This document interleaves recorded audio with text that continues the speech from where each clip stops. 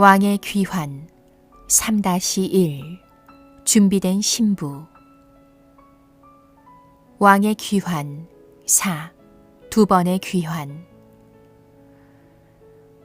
왕의 귀환 시리즈에서 왕의 귀환 3-2 준비된 신부에 대한 것이다. 준비하라. 주님의 이 말씀은 누구에게 준비하라는 것일까요? 예수님 자신에게 하신 말인가요? 아니면 교회에게 지시하신 말씀인가요? 이러므로 너희도 준비하고 있어라. 마태복음 24장 44절 말씀. 수신자는 교회입니다. 나 자신이 수신자입니다. 어린 양의 혼인기약이 이르렀고 그의 아내가 자신을 준비하였으므로 계시록 19장 7절 말씀. 예수 그리스도의 신부들이 자신을 준비하는 것이다. 그러면 나는 준비되어 있는 것인가요?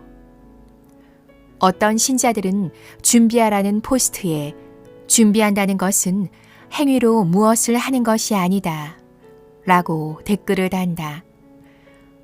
휴거를 위한 신부의 준비조차 자신의 할 일은 아무것도 없고 믿음만 있으면 된다고 생각하는 신자들이 생각보다 많다. 많은 목회자들조차 이처럼 가르친다. 그러나 준비된 자들만 데려가신다. 신랑 예수님도 우리의 거처를 준비하신다. 그에게 빛나고 깨끗한 세마포 옷을 입도록 허락하셨으니 이 세마포 옷은 성도들의 옳은 행실이로다. 계시록 19장 8절 말씀. 이런 어리석은 자들을 위해 주님은 신부들의 세마포 옷이 그들의 의로운 행위로 만들어졌다는 사실을 상기시킨다. 주님께서 산상수훈에서 옳은 행실이 세상의 빛과 같으며 아름다운 열매를 맺는 것으로 가르치셨다. 온 세상이 캄캄하던 그때 참 빛이 나타나 세상을 비추었고 하늘로 올리셨다. 그의 백성들이 세상의 빛이 되어야 했지만 그렇지 못했다. 왕의 귀환에 소환될 첫 번째 무리는 변형될 자들이다. 이들은 성숙함에 도달할 신자들로 첫 열매로 추수될 것이다. 주님께 완전히 순종한 무리들이며 성령에 민감하고 그의 지도력에 순복한다. 그의 심령에 죄로 인한 어둠이 없는 순결한 자들이다. 이 세상에 어떤 것도 원하지 않으며 주님께만 간절히 집중한다. 첫 번째 무리는 세상을 이기는 자들이다. 성령에 민감하게 이끌리는 사람은 거룩하고 100% 완전한 순종으로 살아간다. 주님을 향한 목마름이 있었던 무리들이다.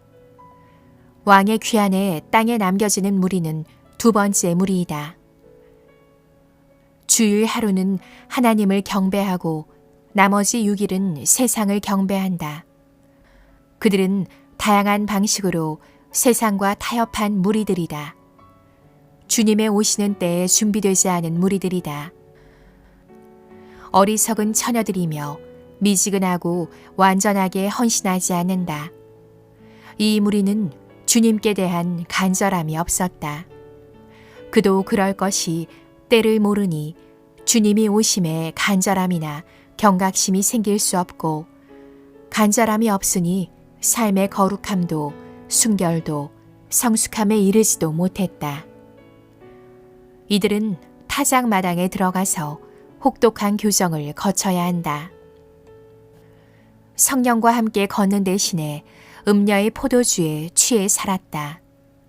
음행으로 땅을 타락해 한 거대한 여자의 죄가 얼마나 큰지 계시록은 이 여자의 심판을 여러 번 찬양한다. 할렐루야. 그분이 큰 음녀, 음행으로 땅을 더럽힌 그 여자를 심판하셨다. 할렐루야. 그 여자를 불태우며 나는 연기가 하늘 높이 굽어져 올라간다. 계시록 19장 1절에서 3절 말씀. 음녀와 신부, 세상에 섞여 있는 대조적인 무리들이다. 신부의 순결한 예복은 두 가지 측면에서 정결한 상태를 만든다. 흰 옷은 어린 양의 피에 그 옷을 씻어 희게 만든다. 요한계시록 7장 14절 말씀. 이미 과거에 지은 죄들은 심령을 예수의 피로 씻어낸다. 주님, 용서해 주십시오. 용서를 구하는 자가 용서를 받을 것이다. 주님, 제발 구원해 주십시오. 간절히 외치는 자는 구원을 받을 것이다. 한국에서, 미국에서, 유럽에서, 호주에서, 도시와 시골에서 구원받을 것이다. 자기 두루마기를 빠는 자들은 복이 있다. 요한계시록 22장 14절 말씀. 흰옷이 평상복이라면 두루마기는 겉옷이다. 두루마기는 특별히 행위로 지은 죄들을 상기시킨다. 심령에 은밀하고 가증한 죄뿐 아니라 행위로 지은 죄들을 씻어내야 한다. 준비되지 않은 어리석은 처녀들이 남겨진다. 그들이 어리석다는 것은 특별히 자신을 준비해야 한다는 생각을 하지 못한 것이다. 세상의 방식에 순응하며 살아가는데 익숙했기 때문이다. 많은 신자들이 자신이 준비되었는지 알고 싶어 한다. 순결한 예복을 준비했다는 것은 죄가 보혈로 씻어지고 더러운 죄에서 떠나 있는 상태다. 등불이 계속 켜져 있는 상태는 성령과 말씀에 의해 이끄는 거룩하고 경건한 삶으로 살아가는 모습이다. 심령과 삶이 모두 안팎으로 온전한 상태임을 볼 수 있을 것이다. 신자들은 그 마음에 빛과 어둠이 축적된 상태다. 우리의 마음과 삶은 하나님과 말씀에 얼마나 집중하고 살아갈까? 1%는 하나님, 99%는 세상인가? 그 반대인가? 지금까지 이런 성숙함에서 부족함으로 살아왔다면 간절하고 진실한 마음으로 회개하여야 한다. 몸부림치며 주님의 긍휼과 자비를 구해야 한다. 그날에 성령이 그 심령에 내주하시고 비단에 걸어온 신자들이 참빛에 이끌려 올라갈 것이다.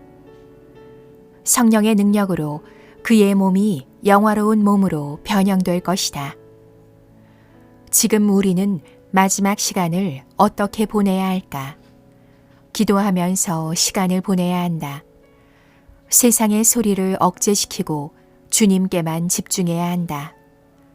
그들은 그날의 하나님으로부터 내려오는 웅장하고 하나님의 영광의 빛으로 빛나는 새 예루살렘 성을 보고 탐복하여 입을 다물 수 없을 것이다. 그날이 멀지 않았습니다. 하나님의 약속을 믿고 자신을 준비한 자들은 복이 있습니다.